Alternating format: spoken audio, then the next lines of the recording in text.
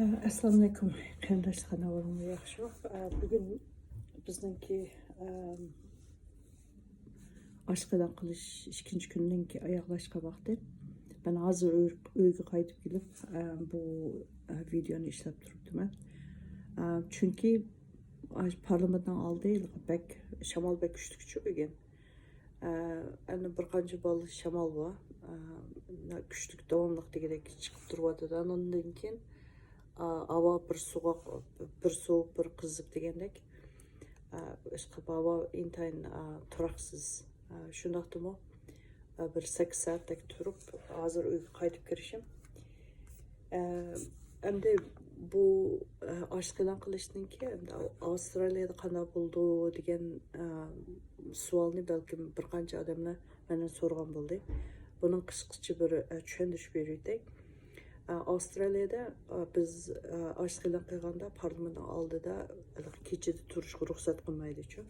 Shu men iltimos qilgandim, quyosh chiqqandan quyosh o'tag'icha deb 12 soat, kundalik 12 soat turish huquqini iltimos qildim.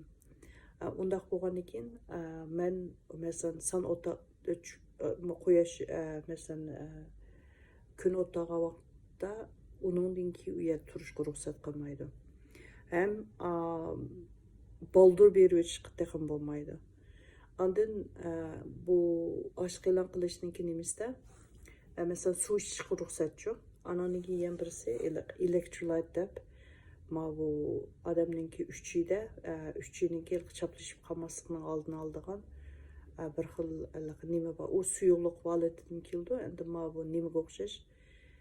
Neypon qo'shish, parashut olatim keldi. Men odat parashutni hozir ishlatyapman. Uningda qoida bo'yicha atiganda bir istakan, kashda bir istakan. Bir qo'shiq silish kerak-ku. Ko'p silish bo'lmaydi. Unda ko'p o'kesimi, oshqozonga ham uchayga ziyon olib keladigan ahvol bor. Ondan amal bor bu oshliq e'lon qilgan vaqtida badanga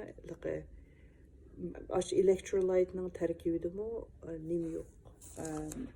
Shakar moddasi yo'q. Hech qanday shakar moddasiga yaqin keladigan narsani yo'latmaslik.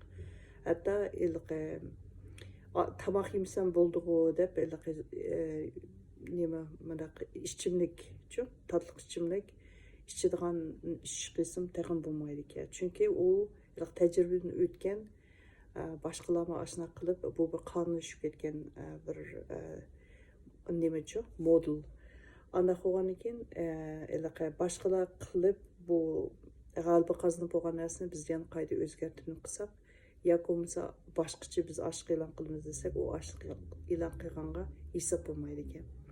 Gapning qisqasi, demak kundalik hozirgacha men eng oxirgi tomoq yegan vaqtim mening vaqtim payshanba kuni soat 9.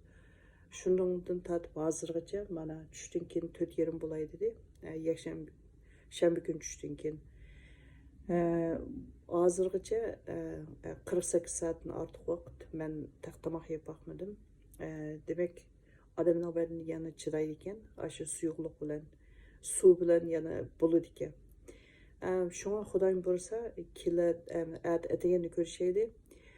Ataganda men yana shu mening vaqtim shu 7:30 ga qolmay ashaga berib bo'laman. Rahmat.